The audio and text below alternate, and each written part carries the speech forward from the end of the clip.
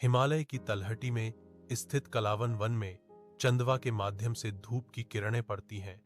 इसकी सुंदरता प्राचीन रहस्यों को छुपाती है। पक्षियों की शांत चहचहाहट हवा में भर जाती है।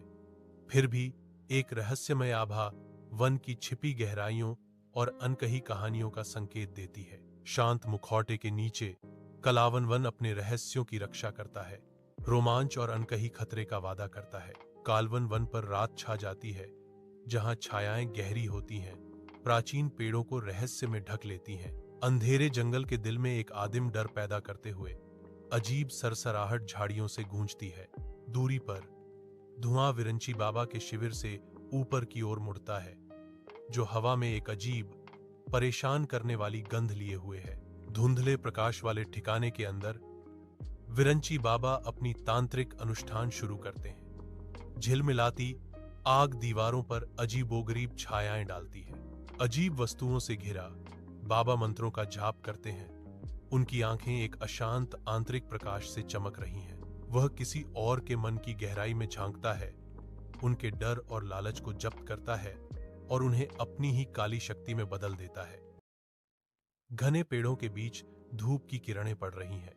जैसे 5 बच्चे जंगल में घुसते हैं, उनकी हंसी पेड़ों में गूंजती है। आरोही, नील, चंदन, गौरी और तुषार पेड़ों पर चढ़ते हैं और तितलियों का पीछा करते हैं। उनके चमकीले कपड़े हरे रंग के खिलाफ रंग की चमक है। आरोही की आवाज गूंजती है, युवा साहसिकता से भरी। चलो सब मिलकर एक गुप्त स्थान ढूंढते हैं।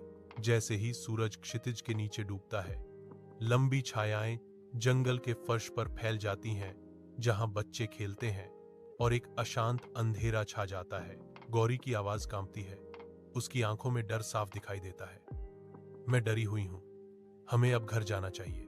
नील सहमति में सिर हिलाता है। हाँ, मुझे लगता है कि हमें भी वापस जाना चाहिए। जबकि चंदन का चेहरा भयानक एहसास से सिकुड़ जाता है। मुझे नहीं पता कि हम कहां हैं। जंगल की दमनकारी अंधेरे के दिल में डरे हुए बच्चे एक साथ बैठे हैं। उनके छोटे आंकड़े अज्ञात के खिलाफ स्पष्ट हैं। आरोही की आवाज रात में गूंजती है, नाजुक उम्मीद की किरण। देखो, वहां एक रोशनी है, चलो उस तरफ चलते हैं। विरंची बाबा के आश्वासन भरे शब्द उनकी आशंकाओं को शांत करने का प्रयास करते हैं। डरो मत बच्चों, मैं तुम्हारी मदद करूंगा। जंगल के दम घोंटू आलिंगन में खोए हुए बच्चे घने पत्तों के बीच ठोकर खाते हैं। उनके चेहरे डर और भ्रम को दर्शाते हैं।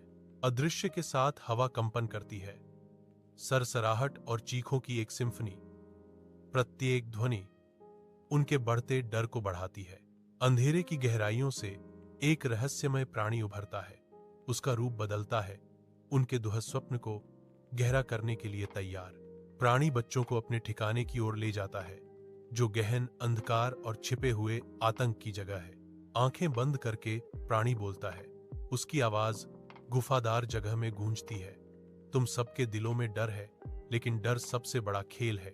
एक ठंडी प्रस्ताव हवा में लटकती है, क्योंकि प्राणी मुस्कुराता है। यदि तुम जीतते हो तो तुम घर लौट जाओगे, यदि तुम हारते हो तो तुम यहीं रहोगे हमेशा के लिए। प्राणी के खोह में गहराई से खेल शुरू होता है। एक ठंडा थिएटर, जहां बच्चे अपने सबसे गहरे, सबसे अंधेरे डर का सामना करते हैं, जो मांस बन जाते हैं। मांद की गहराई में दुःस्वप्न आकार लेते हैं। वर्णन गूंजता है, क्योंकि कुछ बच्चे हार मान जाते हैं।